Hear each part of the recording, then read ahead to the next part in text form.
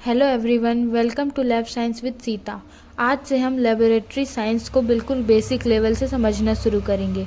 मान लीजिए आप लोगों ने बीएमएलटी या लैब टेक्नीशियन कोर्स में एडमिशन लिया है और आज की आपकी क्लास लेबोरेटरी की पहली क्लास है।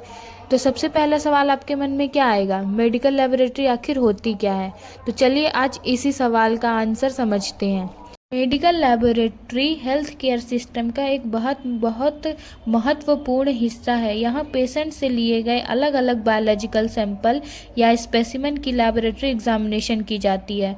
इन एग्जामिनेशन से डॉक्टर को पेशेंट की कंडीशन को समझने, डायग्नोसिस में मदद करने और ट्रीटमेंट को मॉनिटर करने में सहायता मिल सकती है।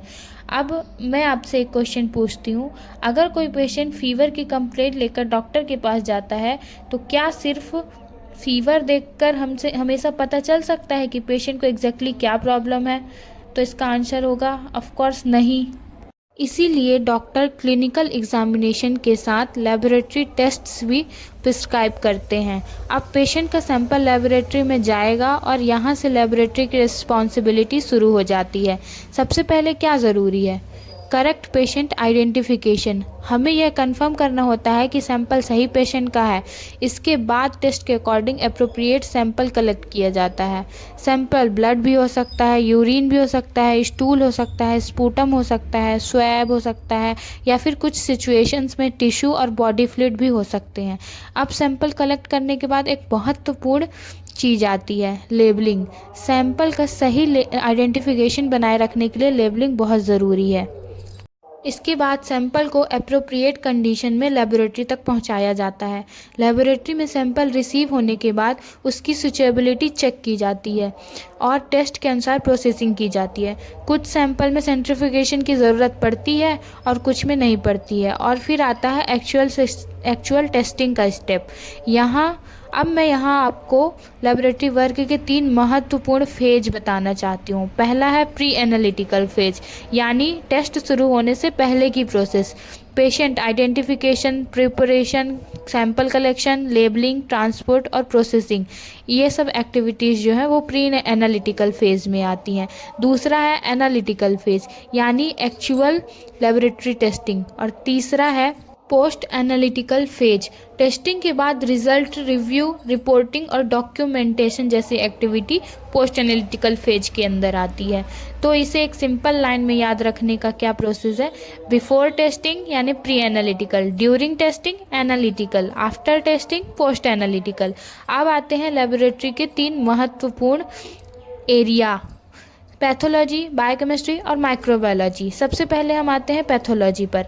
पैथोलॉजी एक ब्रॉड मेडिकल फील्ड है और लेबोरेटरी में इसके अंदर कई तरह की एग्जामिनेशन होती हैं और कई तरह के सेक्शंस भी हैं। Hematology, histopathology, cytology. तो हेमाटोलॉजी में ब्लड और ब्लड सेल से रिलेटेड इन्वेस्टिगेशन की जाती है, जैसे सीबीसी, पीएस यानी कि peripheral smear and ESR. Histopathology में टिश्यू की एग्जामिनेशन की जाती है और साइटोपैथोलॉजी में सेल्स का एग्जामिनेशन की जाती है।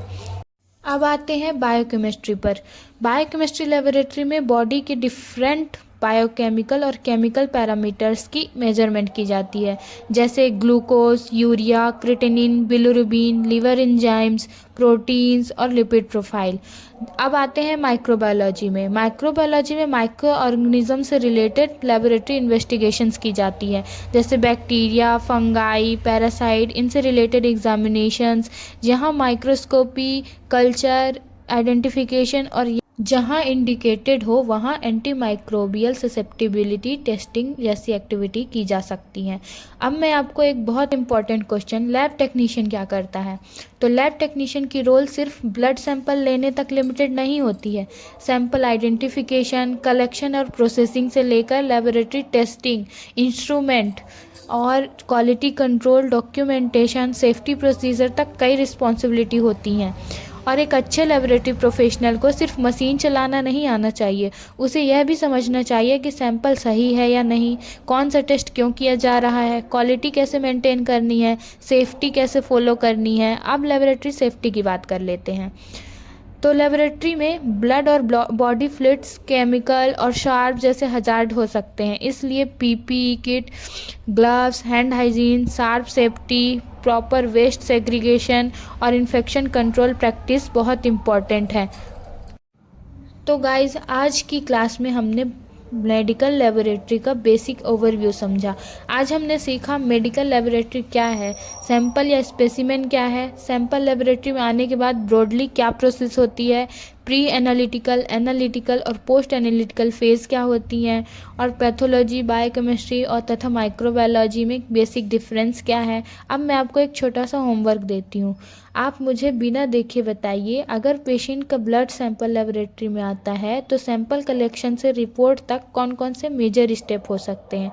और दूसरा क्वेश्चन है कि पैथोलॉजी, बायोकेमिस्ट्री और माइक्रोबायोलॉजी में बेसिक डिफरेंस क्या है। इन दोनों क्वेश्चंस के आंसर अगर आपको समझ आ गए हैं तो हमारी फाउंडेशन अच्छी तरह बन रही है। अगली क्लास में हम लेबोरेटरी के इन तीनों मेजर एरियाज़ को और डिटेल में समझेंगे। तब तक के लिए पढ़ते रहिए, सीखते रहिए और अपने प्रैक्टिकल नॉलेज को मजबूत करते रहिए।